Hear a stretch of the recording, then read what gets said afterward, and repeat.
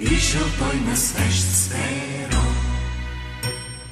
Тихо, по едно време, съзрял червена шапчица.